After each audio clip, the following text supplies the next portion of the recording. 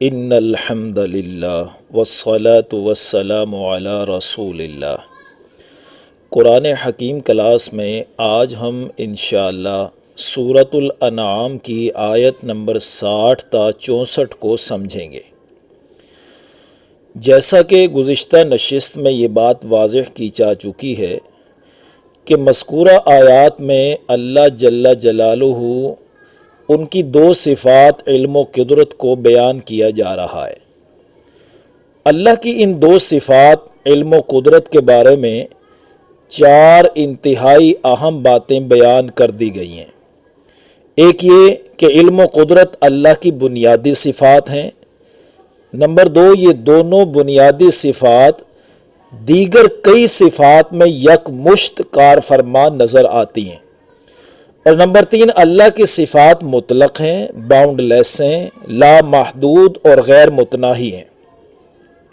اور چوتھی بات یہ بیان ہوئی کہ جس ہستی کو علم و قدرت میں لا محدود وسعتیں حاصل ہوں وہی اس کائنات کو تخلیق کر سکتی ہے اور چلا سکتی ہے، اور وہی بہترین اصول اور نظام زندگی بنا سکتی ہے اور فراہم کر سکتی ہے، اور وہی ہماری نافرمانیوں کو جانتی ہے اور ہماری پکڑ کر سکتی ہے۔ پھر ان دو بنیادی صفات علم و قدرت میں سے صفت علم کی وسعتوں کو بیان کیا گیا، جس میں سب سے پہلے علم غیب، نالج آف انسین، جو صرف اللہ کے پاس ہے، اس کی حقیقت کو 3 زاویوں سے بیان کیا گیا۔ ایک تو یہ کہ حواس خمسہ، 5 سینسز اور عقل سے اوجھل حقائق اور باتیں۔ نمبر 2، ماضی و مستقبل کی باتیں اور حالات۔ اور نمبر 3، آسمانوں اور زمین میں موجود تمام اشیاء کا مکمل و کامل اور یقینی اور کلی علم صرف اور صرف اللہ کے پاس ہے۔ پھر آگے اس کے علم کی لامحدود وسعتوں کو بیان کیا گیا کہ وہ ہر اس شے کو جانتا ہے جو خشکی اور سمندر میں ہے۔ وہ صرف درختوں اور اس کے پتوں کو ہی نہیں بلکہ ہر گرنے والے پتے کو بھی جانتا ہے۔ وہ زمین کے اندھیرے میں موجود ایک ایک دانے کی پوری خصوصیات کے ساتھ اس کو جانتا ہے۔ وہ ہر رطب و یابس یعنی تر و خشک شے کو پوری طرح جانتا ہے۔ یہ اللہ تعالیٰ کی نالج یعنی اللہ تعالیٰ کی پری نالج اور نالج آف انسین، علم غیب کی لامحدود وسعتیں ہیں، جس کو گزشتہ نشست میں تفصیلاً بیان کیا گیا۔ اب صفت علم کی وسعتوں کے بعد اگلی آیات میں صفت قدرت کو اللہ بیان کر رہے ہیں، ان کو دیکھیے۔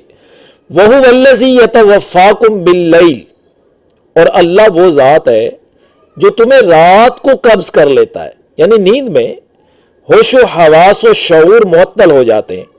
مشکات شریف کی حدیث مبارکہ ہے، النوم اخو الموت، نیند موت کا بھائی ہے۔ یعنی نیند میں انسان کے تمام قوا، حواس و شعور ایسے معطل کر دیے جاتے ہیں جیسے موت میں۔ تو اس ذات کی اس قدرت کا مظاہرہ روز ہوتا ہے کہ وہ تمہاری نیند کے وقت تمہارے ہوش و حواس و شعور کو قبض کر لیتا ہے۔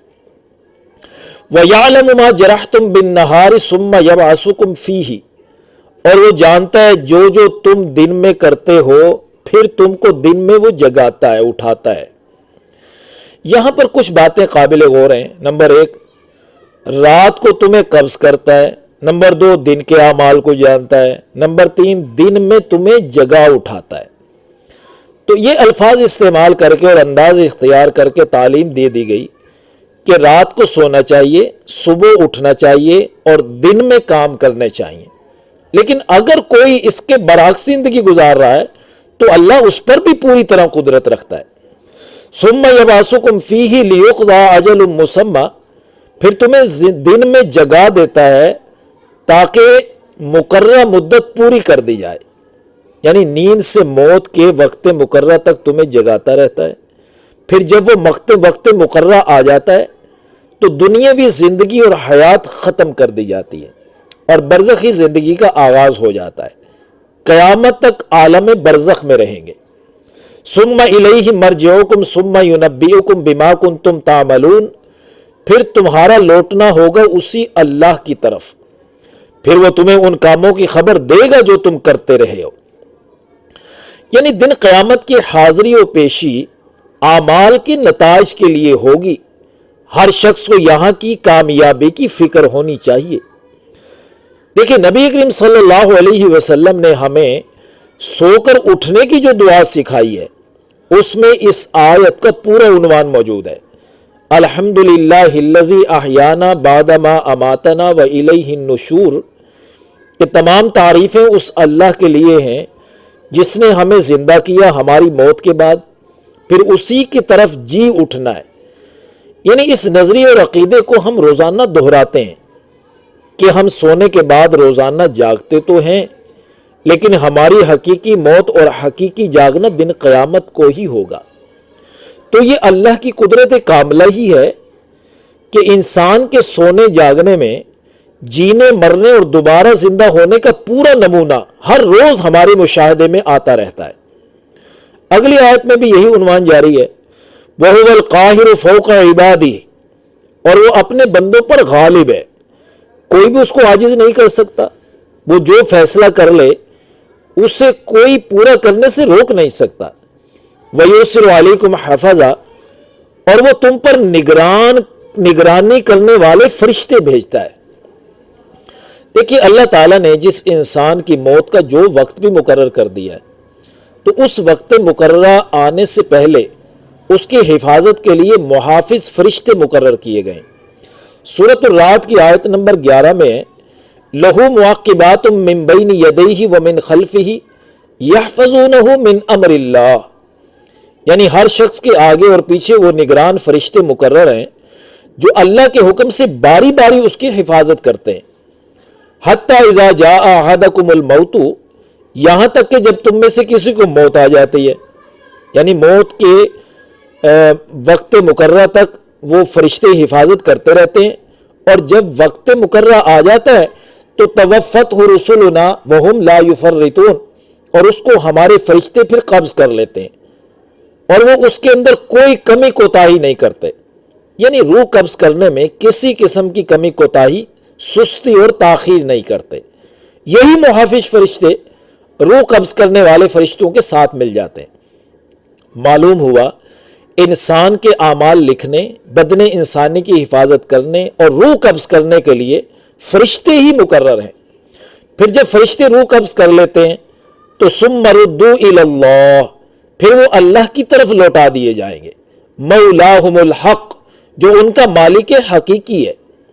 یہاں جو ردو یعنی اسی کی طرف لوٹائے جانے کا یہ جو جملہ ہے، یہ بات واضح کر رہا ہے کہ ہم اسی اللہ کے پاس سے آئے ہیں۔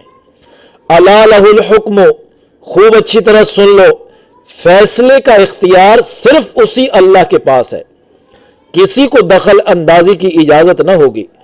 وہو اسرع الحاسبین، اور وہ حساب لینے والوں میں سب سے جلدی حساب لینے والا ہے۔ اس جملے میں اللہ کی جس قدرت کو بیان کر دیا گیا ہے نا، اس کا تصور کر کے بھی انسان کی عقل دھنگ رہ جاتی ہے کہ انسان ایک کام میں مشغول ہو جائے نا، جب تک اس کام سے فارغ نہ ہو تو دوسرا کام نہیں کر سکتا۔ لیکن اللہ تعالیٰ ایک ہی وقت میں تمام کام انجام دینے کی پوری قدرت رکھتا ہے، اس لیے جب اللہ حساب شروع کریں گے تو بہت جلد حساب لے لیں گے۔ قُلْ مَن يُنَجِّيكُم مِّن ظُلُمَاتِ الْبَرِّ وَالْبَحْرِ، ان سے پوچھئے تمہیں خشکی اور سمندر کے اندھیروں سے کون نجات دیتا ہے؟ تدعونہ تضرعا وخفیا، جبکہ تم اسی کو پکارتے ہو گڑ گڑاتے ہوئے اور چپکے چپکے۔ لئن انجانا من ہذہ، اگر اللہ ہمیں اس مصیبت سے بچا لینا تو وعدہ کرتے ہیں لنکونن من الشاکرین، تو یقیناً ہم ضرور شکر گزاروں میں سے ہو جائیں گے، یعنی پھر شرک نہیں کریں گے۔ دیکھیں انسان خشکی کے سفر پر ہو، راستے میں صحرا یا جنگل وغیرہ آ جائے، یا سمندر کے سفر پر ہو، دونوں قسم کے سفروں کے درمیان رات آ جائے اور کالے بادل بھی چھائے ہوئے ہوں، یا وہ شدید طوفان میں گھر جائے اور موت بالکل قریب آنے سے لگے، ایسے شدت حالات کے وقت انسان فطری طور پر اپنے اصلی مرکز اور معبود حقیقی کی طرف رجوع کرتا ہے، کیونکہ اس وقت نجات حاصل کرنے کے تمام اسباب تو ختم ہو جاتے ہیں۔ پس اگر صرف ایک وہی مدبر عالم اور کارساز نہیں ہے تو اس انتہائی کٹھن صورتحال میں اسی کی طرف رجوع کیوں ہوتا ہے؟ پھر اس رجوع کرنے پر وہ مشکل حل کیسے ہو جاتی ہے؟ تو اس کا جواب آیت کے اگلے حصے میں دیا، قُلِ اللَّهُ يُنَجِّيكُم مِّنْهَا وَمِن كُلِّ كَرْبٍ، کہہ دیجئے اللہ ہی نجات دیتا ہے اس مصیبت سے بھی اور دوسری ہر تکلیف سے بھی۔ ثم انتم تشرکون، تم پھر شرک کرنے لگتے ہو۔ دیکھیے اہل مکہ تو بتوں اور قبروں کو پوجتے تھے، ہمارے ہاں مادہ پرستی کا شرک بھی عام ہو چکا ہے۔ مادہ، اسباب و وسائل پر یقین بڑھتا جا رہا ہے اور اللہ پر یقین میں کمی، واضح کمی دیکھی جا رہی ہے۔ اسباب و وسائل کو اللہ کی نعمت کے طور پر استعمال کریں، جبکہ آج کا انسان اللہ کی بغاوت کے ساتھ استعمال کرنا چاہتا ہے ان اسباب و وسائل کو۔ ایمان و یقین اللہ کی قدرت کاملہ پہ ہونا چاہیے، اسی کی طرف رجوع کرنا چاہیے، اور اسباب و وسائل کو اس کی عطا کی ہوئی نعمت کے طور پہ استعمال کرنا چاہیے۔ بہرحال انتہائی شدت کے حالات و مسائل میں انسان فطری طور پر خالص اللہ کو پکارتا ہے اور اس کی شکر گزاری کرنے کا وعدہ کرتا ہے، لیکن جب اللہ نجات دے دیتا ہے تو پھر شرک کرنے لگتا ہے۔ اگلی آیت میں اللہ فرما رہے ہیں کہ اللہ اس بات پر بھی قادر ہے کہ دوبارہ تمہیں عذاب میں مبتلا کر دے۔ اس آیت میں اللہ 3 قسم کے عذابوں کا ذکر کریں گے، ان 3 عذابوں کو انشاءاللہ اگلی نشست میں سمجھیں گے۔ اقول قولی ھذا استغفر اللہ لی ولکم ولسائر المسلمین والمسلمات، آمین یا رب العالمین۔